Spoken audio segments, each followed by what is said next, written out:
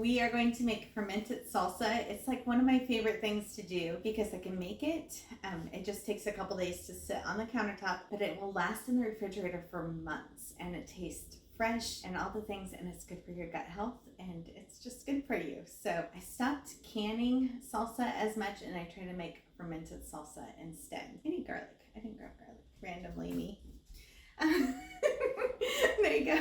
So we're going to use a couple cloves of garlic, and then, you know me, I want to use up the half onion I already have that was in the refrigerator, so I'm going to use this purple onion, but you can use purple or yellow, whatever you decide. So the recipe will actually say a yellow onion, but I'm going to use up what I have first before I cut another one. And then the recipe will call for a bell pepper. I have some little ones that are actually from our last grocery shopping cycle that I put here on top that are a little wrinkly. So these are the ones that I for sure want to use first that I put on top here. So when I had bought the new package, I put them underneath in the basket and the older ones on top. So instead of using the bell pepper that's in the recipe, I'm going to use the ones that I need to use instead because that's what I believe in doing. So I'm going to use some of our homegrown tomatoes to make a quart-sized jar. I need about 2 cups, which is about 4-ish tomatoes. So I've cut the tomatoes, and I want to make sure that I collect all of this juice. So I'm glad that I used a cutting board that has the little divot in it so it didn't drain out everywhere. And I'm going to carefully lift this in and pour it into the cutting board. Hopefully I can get it without making a mess, but you want this juice, so make sure that you keep it all collected and put it in. And then we just made tea, so this is the half of the lemon from the tea.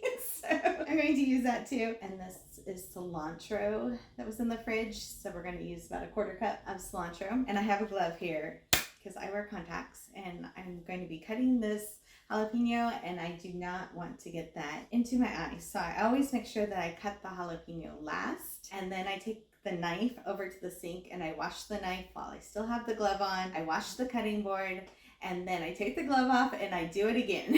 So I do it 2 times. I try to keep one hand that is touching the oil and one hand that hasn't touched the oil. So I'm really careful with that. Again, I wear contacts, and I don't want to even touch my eye hours later with jalapeno oil on it. So, and then I'm using pink Himalayan salt. So you want to use real salt, either pink Himalayan salt, Redmond's real salt, or sea salt. So not iodine salt for this. Put it in a quart-sized jar. This will sit on your counter for like 3-ish days, depending on how warm your kitchen is. If it's summertime and it's really hot, then you might want to be checking it after 2 days. Then it goes into the refrigerator and it will last for months if you keep it down below the liquid. So anything that floats up towards the top can mold, so you want to make sure it stays down below the liquid. Some of the secrets that you can do for that is use the onion skin to keep it pushed down, or a whole size bell pepper will help keep it pushed down in the jar. I do have a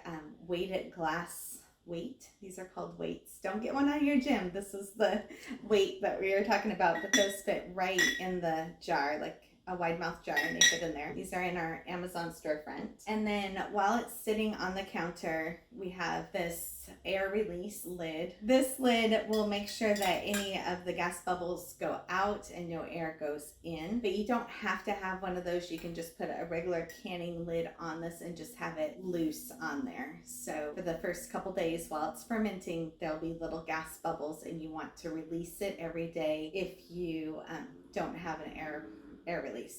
So this is actually new in my life in the last year or so. I have always just used a lid loosely on there. So that will just sit like that after everything's done, and then it all goes into this jar.